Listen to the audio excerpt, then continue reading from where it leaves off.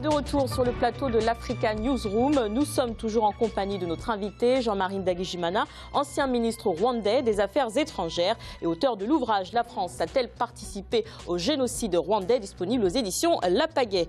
Nous sommes également toujours en compagnie de nos éditorialistes Lucien Pambou et Gratien Rukindi-Kiza. Ouvrons notre dossier du jour, la place des partis de l'opposition au Rwanda.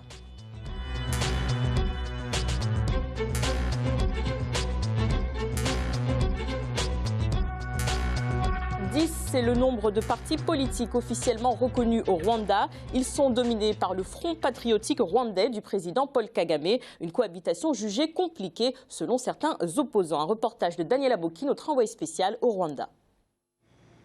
D'énormes progrès ont été réalisés ces 5 dernières années par le Rwanda sur les plans économiques et sociaux. Mais depuis quelques années, la question de la gouvernance et des libertés démocratiques préoccupe de plus en plus les observateurs de la vie politique rwandaise et de la communauté internationale. Un seul parti politique est au pouvoir depuis l'avènement du traumatisme qu'a connu le pays, le génocide. Le système politique serait de plus en plus verrouillé aux différents partis qui se réclament de l'opposition. Quelle est justement la place de cette opposition dans la vie politique au Rwanda? Quelles sont les possibilités d'une démocratisation de la vie politique au Rwanda? Petit pays d'Afrique de l'Est, le Rwanda reste plombé par les conséquences du génocide. Cette situation qu'a vécu le pays marque encore sa vie politique. De 1962 à 1994, nous avons eu 2 républiques, la première et la deuxième. Mais bien sûr, ces républiques étaient bâties aussi sur le contexte colonial, qui était autant même, sinon plus négatif encore. Alors cela fait que, en 1994, le Rwanda connaît un génocide. Parce que ces régimes qui faisaient mal le travail, divisaient la population, injectaient de la haine dans la population, et cela a poussé une partie des Rwandais contre une autre. Une a été victime et l'autre a été bourreau. Voilà ce qui a fragilisé le pays dans tous les secteurs, économiques, sanitaires, mais aussi et surtout politiques. Plus de 3,5 millions de réfugiés à travers le monde, une situation dont le pays se remet difficilement. Le Rwanda, en Afrique, avec le Togo, a été le premier pays, dans les années 59, à avoir des réfugiés en Afrique. Et depuis lors, le cycle a continué. Le Rwanda comptait beaucoup de réfugiés. Cela affaiblissait le pays. Alors, le FPR a pensé qu'il fallait mettre en place une politique pour supprimer définitivement les causes d'exil pour le Rwandais. Et c'est pour ça que même les Nations Unies, après avoir fait les investigations nécessaires, ont accepté de mettre en œuvre la clause de cessation de ce que je peux appeler le réfugiat pour les Rwandais. C'est dans ce contexte critique que le pays a organisé les élections en 2003 avec la victoire du FPR, le Front patriotique rwandais du président Paul Kagame, qui se donne pour objectif de faire du Rwanda un pays démocratique. Certainly, I should have also mentioned that this is a country that really puts. Je pense certainement que le Rwanda est aujourd'hui l'un des pays où le respect des droits de l'homme est une réalité. On note ces dernières années les nombreuses possibilités que le gouvernement accorde à la société civile pour participer à l'animation du processus démocratique. Il y a également des réformes dans les médias qui viennent s'ajouter à tout cela.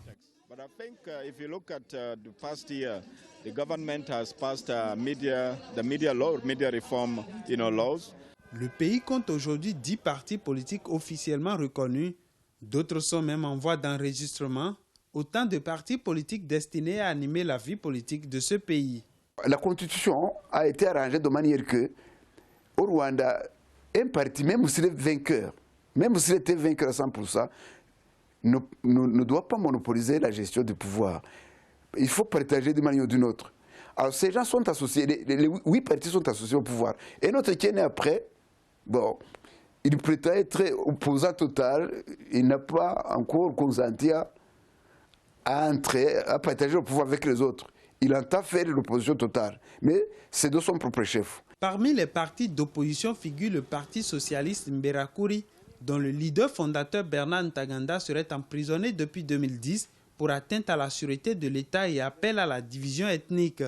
Pour ses compagnons de lutte, il ne faudra pas baisser les bras. Il ne faudrait pas que nous puissions partager le pouvoir. Mais ce qui est vrai est que nous allons continuer jusqu'à ce que nous allons obtenir ou bien avoir la vraie démocratie, la démocratie qui autorise les peuples de voter les personnes qu'ils veulent. Mais comment l'opposition peut-elle se faire une place? Nous avons rendez-vous avec Franck Rabineza, leader du Parti démocratique des Verts. Il fait partie de ceux qui ont pendant longtemps animé la dynamique de l'opposition à l'étranger, mais il a décidé de rentrer au pays pour participer à la construction de la démocratie. Vous savez qu'en 2010, nous avions organisé l'élection présidentielle dans notre pays et c'était une occasion pour notre parti de positionner notre candidat, mais cela n'était pas possible. De même, nous avions été victimes d'une situation horrible à un mois de ces élections, la mort du vice-président du parti retrouvé décapité. Cette situation nous a beaucoup tourmentés et j'étais vraiment stressé. Il a donc fallu que je quitte le pays en attendant de revenir pour continuer le combat. Pour améliorer son image, l'État rwandais essaie d'apporter des signes de changement sociopolitique. Avec le programme de rapatriement au pays des réfugiés, le parti au pouvoir serait prêt à accepter le retour au bécail des opposants en exil. Ils sont 4 à rentrer au pays ces derniers mois, signe peut-être qu'une opposition se met progressivement en place. Chaque jour, je dirais que cet aspect négatif subit une diminution. Ce qui fait que, pour moi, je trouve que d'ici 10 ans, peut-être 20 ans, le Rwanda sera une nation intégrée où il y aura une mouvance dirigeante et une opposition, mais pas dans le sens de la haine. When we came back in September last year, I told all our members and all the Rwandan people. Quand je suis arrivé en septembre dernier, j'ai dit à nos partisans et à tout le peuple rwandais que nous sommes un parti de paix et que nous ne sommes pas venus pour déclencher une guerre ou causer d'autres problèmes à la stabilité du pays. Nous sommes là pour faire de la politique d'opposition et construire ensemble ce pays. People have been, I think, watching me and trying to see. Le pays a organisé pour la 3e fois de son histoire depuis 1994 les élections législatives. Une coïncidence avec la Journée internationale de la démocratie, occasion pour les organisations de défense des droits de l'homme et membres du gouvernement d'étudier les possibilités d'une plus grande démocratisation du pays. Nous croyons beaucoup en la participation de la population. Ce sont eux qui ont défini leur modèle de démocratie, ce sont eux qui choisissent leurs représentants, ce sont eux qui sont au centre des bénéfices de ce processus démocratique. Et c'est par conséquent eux qui doivent être au centre de l'évaluation de ce qui vient d'être achevé, mais aussi de l'évaluation qui nous pousse au choix des futurs membres du Parlement. Aujourd'hui, l'état de la démocratie dans ce pays d'Afrique de l'Est semble convaincre de plus en plus la communauté internationale et certaines organisations des droits de l'homme. Dans ce contexte, un pluralisme politique qui se trouverait porté par quelques partis d'opposition fondés à l'étranger serait un atout pour cette démocratie. Le Front patriotique rwandais, l'étiquette de la majorité présidentielle, prône déjà une main tendue. Cette initiative est saluée par l'opposition en exil qui réclame toujours la libération de certains de leurs compatriotes d'anciennes luttes maintenus en prison. La situation a laissé champ libre au Front patriotique rwandais, grand favori des législatives qui auront connu l'absence de grands leaders de partis d'opposition. Jean-Marie Ndagijimana, quel est le visage de la classe politique rwandaise? On a entendu que certains opposants étaient emprisonnés, d'autres en exil. Avant de parler de l'espace politique ou de l'opposition politique, je veux d'abord dire 2 petits mots sur le reportage en lui-même. Comme vous avez vu, c'est un reportage centré sur le FPR de Paul Kagame, du début à la fin. Vous n'avez pas vu d'image avec des militants d'un autre parti d'opposition s'exhiber en public, c'est que le FPR. Et il y a un mot qui explique toute la situation ambiguë en fait de la politique entre guillemets multipartiste du Rwanda. C'est ce que disait le politologue, la personne qui était interviewée. Elle a dit, en ce qui concerne le problème des réfugiés, le FPR a pensé et jugé qu'il serait bon. Voilà. En fait, c'est ça. Au Rwanda, lorsqu'on veut parler de l'État, on dit le FPR. Parce que c'est ça la réalité. Ce n'est pas le FPR qui a jugé qu'il fallait demander au HCR ou à la communauté internationale de mettre fin au statut de réfugié des Rwandais. C'est en principe l'État rwandais. Mais la réalité, c'est que tous décident au niveau du Front patriotique rwandais de Paul Kagame. Autre chose, c'est l'aspect participation des opposants aux élections. Je veux dire, On n'en a pas vu d'ailleurs. On a vu un seul candidat libre, parce qu'en Kinyarwanda, mon candidat Ouidienga, ça veut dire candidat libre. Mais en fait, les fameux 10 partis d'opposition dont il est question, c'est des partis qui, dans le cadre du forum des partis politiques, aujourd'hui il y a ce qu'ils appellent l'office de la gouvernance, qui coiffent tout et qui décident de tout. Y compris lors des élections, la désignation des candidats, ce n'est pas chaque parti qui désigne ses candidats, pas du tout, c'est contrôlé par le FPR. Il y a des candidats qui sont écartés parce qu'ils ne plaisent pas, ou alors parce qu'on dit d'eux qu'ils seraient porteurs d'idéologie génocidaire, de tendances génocidaires, alors que c'est des gens qui n'ont même pas connu le génocide, qui sont très jeunes. Donc là aussi, parler de l'opposition rwandaise, en fait, il faut peut-être remonter à l'histoire récente du Rwanda. Comme on l'a souligné, en 1994, il y a eu le génocide contre les Tutsis, et certains disent contre les Hutus aussi, un génocide qui aurait été commis par le FPR dans les zones qu'il contrôlait. Et après 1994, vous vous souvenez des massacres qui ont été commis contre les populations réfugiées Hutus en République démocratique du Congo, que les Nations Unies n'ont pas hésité à qualifier d'acte de génocide. Alors sur ce point, restons sur ce point, Gratien, partagez-vous également l'avis du politologue qu'on a entendu dans le reportage qui dit que le Rwanda a du mal à se remettre du génocide? Oui, il y a un problème justement au niveau de ce génocide parce que le Rwanda et les Rwandais n'ont pas encore vraiment entamé le processus, disons, d'oubli ou d'une certaine réconciliation. Mais avant d'aborder ce point, je voulais juste, sur un petit point, au niveau des partis politiques au Rwanda, on va un peu, disons, on a vu beaucoup de partis, il y a des partis politiques de l'opposition qui sont présentés, mais le système politique rwandais qui permet, justement, comme on l'a dit, ces coalitions, beaucoup de partis politiques, vous savez, en Afrique, beaucoup de partis politiques préfèrent être au pouvoir qu'être hors du pouvoir. Beaucoup de partis politiques rwandais de l'opposition ont préféré se mettre dans une grande coalition avec le FPR.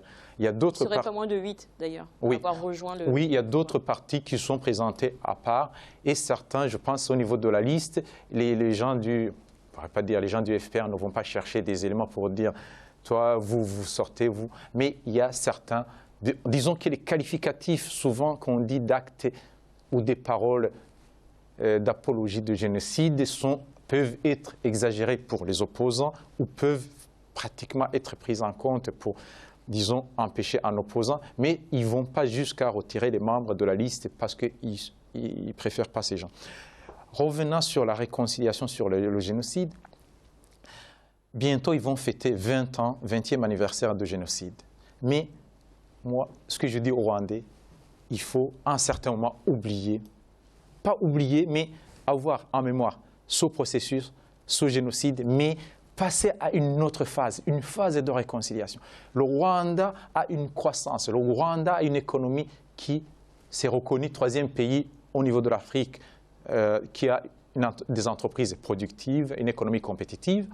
Avec les fruits de l'économie, les fruits de la relance, c'est avec ça qu'on achète la paix. Il y a des millions de Hutus qui sont à la frontière rwandaise au Congo, qui sont dans la brousse. S'ils veulent faire la guerre, s'ils font la guerre, c'est que, à mon avis, ils n'ont pas d'autre choix que de faire cette guerre. Je pense que les Rwandais feraient mieux de tendre la main pour une réconciliation avec ces gens, mais en excluant toujours ceux qui ont commis le génocide ou en les jugeant. Lucien, après l'analyse de Gratien, pouvons-nous dire qu'il y a réellement une opposition au Rwanda? Sandra, difficile de le dire parce que nous sommes dans un pays paradoxal, le Rwanda. Monsieur le ministre a mis l'accent sur les divisions. Gratien a insisté sur le fait qu'un certain nombre de partis politiques rejoignaient, bien entendu, la majorité. Nous sommes dans ce pays paradoxal qui, aujourd'hui, est membre non permanent du Conseil de sécurité pour 2 ans. Mais nous sommes aussi, dans le même temps, dans un pays qui a connu, monsieur le ministre l'a dit, un génocide relativement important. Alors, on n'est pas là pour dire, en effet, que les Tutsis ou les Hutus ont commencé ou ont fait les choses. Forcément, la situation aujourd'hui est chaotique. Alors, elle est chaotique, mais stable. Chaotique parce que, dans les faits, qu'est-ce qu'on remarque? On remarque que, d'une certaine manière, une partie de l'opposition n'arrive pas à s'organiser. Mais pourquoi n'arrive pas à s'organiser? au nom de la théorie de ce que j'appellerais de la mangeoire, vous avez effectivement un certain nombre de partis politiques. Alors, c'est peut-être ce que Gratien appelle la réconciliation et que moi j'appellerais le grand pardon, pour passer à une autre étape. Mais force est de constater que les conditions politiques dans lesquelles s'organise aujourd'hui l'opposition doivent être méditées, analysées. Elles ne sont pas correctes dans le sens où elles ne permettent pas une opposition réelle. Ça, c'est la première chose. Alors, doit-on incriminer M. Kagame? C'est un homme politique. Il est sorti vainqueur de ces turbulences politiques. Dans son gouvernement, il y a des Hutus, bien entendu, qui exercent quelques fonctions. Ça va être difficile de cicatriser les plaies, mais il faudra quand même les cicatriser si on veut réconcilier. Et là, je suis en désaccord léger avec Gratien. L'argent, l'économie ne suffit pas. Les blessures sont profondes, elles sont psychologiques. L'argent, l'économie et les emplois ne suffit pas. Alors, je n'ai pas la solution. Mais je crois qu'il faut progressivement semer des petits cailloux sur le chemin de la réconciliation, faire en sorte que cette réconciliation soit en fait validée. Mais comment peut-elle être dans un pays qui est paradoxal, qui a aussi des prétentions régionales en tant que petite puissance, mais forte puissance quand même, dans la région des Grands Lacs? Il y a le conflit avec la RDC. Donc, on est dans une situation un peu difficile, un peu chaotique. Il faut espérer que le grand pardon autour de l'arbre, bon, là-bas, il n'y a pas beaucoup d'arbres, c'est plutôt le thé. Hein. le thé, mais ça peut être intéressant pour l'homme. Donc voilà les problèmes, effectivement. L'élément important, ça va être difficile. Alors, ça va être difficile, mais il ne faut pas désespérer. Monsieur le ministre a écrit un excellent ouvrage pour se poser la question, quelle est la participation de la France? Bon, on n'est pas là pour répondre si la France a participé ou non, mais force est de constater que là aussi, il y a une épine dans le pied des relations entre la France et le Rwanda, même si Sarkozy s'y est rendu pour absoudre tous ces problèmes-là. C'est un pays paradoxal, mais intéressant. Justement, en parlant, vous vouliez réagir au propos de Lucien? Par rapport au processus de réconciliation, en fait, c'était bien engagé en 1994 après les accords d'Arusha et malheureusement après le génocide rwandais, bien sûr. Mais il y avait un gouvernement de transition et qui était un gouvernement d'union nationale qui comprenait le FPR plus les partis de l'ancienne opposition au président Habyarimana. Et on voulait même ouvrir à des anciens du parti unique de Habyarimana qui n'avaient pas participé au génocide. Et puis, au fil du temps, quelques années après, Kagame a sorti tout le monde. Au lieu d'engager le processus en ce moment-là avec des gens qui vraiment en voulaient et qui voulaient travailler pour ce processus de réconciliation, il a pris le pouvoir en fait. Il a mis l'ancien président Bizimungu en prison, il a chassé avant ça le Premier ministre Twagiramungu et tous ses ministres de l'opposition, qui était une opposition constructive, hein, qui n'était pas une opposition engagée contre Kagame. Et à partir de là, tout est rentré dans la situation ex-ante. Quelle est la situation actuelle en fait? Parce qu'on parle souvent de Hutu et de Tutsi, que ça. En réalité, cette réalité est aussi dépassée parce qu'aujourd'hui, il n'y a pas que les Hutus qui sont persécutés au Rwanda. Des escapés du génocide. Quand vous circulez à Paris ou à Bruxelles, vous en trouvez des milliers qui sont réfugiés, qui ont fui le pays. Parce que tout simplement, ils n'ont pas trouvé leur compte dans la nouvelle direction du pays. Parce que Kagame a commencé à les persécuter, à profiter de leur génocide pour faire tout ce qu'il voulait, aussi bien au Rwanda que dans la région, à vouloir même instrumentaliser la communauté Tutsi du Congo, d'Ouganda et même de toute la région. Vous avez assisté aux événements récents en Tanzanie. C'est tout simplement parce que le Rwanda a voulu instrumentaliser une petite communauté Tutsi se trouvant en Tanzanie, comme il le fait avec le M23 au Congo. Donc, ce n'est plus une question entre les Hutus et les Tutsis, pas uniquement en tout cas. Vous savez, le général Kayumba Nyamwasa, qui était le numéro 2 de l'armée de Paul Kagame, c'est celui qui a pris la capitale en 1994 en fait. C'est un général, un universitaire, qui avait beaucoup d'influence au Rwanda et puis là maintenant il se trouve en Afrique du Sud comme réfugié. Comme tout le monde. Alors, en quelques mots, Jean-Marie Ndagijimana, avant de poursuivre, nous arrivons déjà au terme de ce débat. Vous avez écrit l'ouvrage « La France a-t-elle participé au génocide rwandais ?» En quelques mots, quels sont les éléments qui vous ont poussé à soulever cette question? J'ai soulevé cette question tout simplement parce que c'est une question que tout le monde se pose. On se demande ce qu'est allé faire la France au Rwanda en 1990. Pourquoi la France est-elle intervenue? avec le Zaïre de Mobutu et la Belgique à l'époque. Pourquoi la France a gardé ses troupes positionnées dans le pays pendant 4 ans ou 3 ans, jusqu'après la signature des accords d'Arusha. Et pourquoi la France est intervenue enfin, à partir du mois de juin 1994, pour arrêter le génocide. Parce qu'on ne le dit pas souvent. Je ne vais pas trahir la conclusion de ce livre, mais on oublie souvent que la France est venue avec une mission des Nations Unies et que la France a, sur 3 préfectures du pays, puisqu'il ne restait que celle-là, la France a quand même arrêté les massacres. C'était pour l'opération Amaryllis, c'est plutôt pour sauver les ressortissants français et européens. Non, pas en juin. En juin, non. Ils étaient stationnés chez moi. Oui. J'ai de la famille dans la communauté Tutsi et aussi dans la communauté Hutu. Tous ceux qui ont échappé à la mort en ce moment-là, à partir du mois de juin, ont été sauvés par les troupes françaises. Il faut le dire. Mais je ne terminerai pas sans dire un mot sur le processus de réconciliation, pour annoncer en quelques mots, il faut dire que j'ai, avec des camarades, initié un comité d'initiative. Nous avons créé un comité pour la paix, l'unité et la réconciliation. Nous avons pris des médiateurs rwandais parmi les anciens, dont l'ancien roi du Rwanda, Kigeli V, qui est aux États-Unis, et d'autres sages qui se trouvent dans tous les pays du monde, pour essayer précisément d'aller vers le grand pardon dont Lucien a parlé et Gratien, et pour enfin proposer des choses, proposer une reconstruction, une sorte de nouvelle architecture institutionnelle de ce pays, parce qu'aujourd'hui, avec ce qui se passe au Rwanda, la réconciliation est impossible. Du moment qu'on ne parle que du génocide des Tutsis, et du moment que les autres victimes qui ne sont pas Tutsis n'ont pas le droit d'aller... Merci, messieurs, voilà. La justice. Avec le rappel des titres évoqués un peu plus tôt dans cette émission.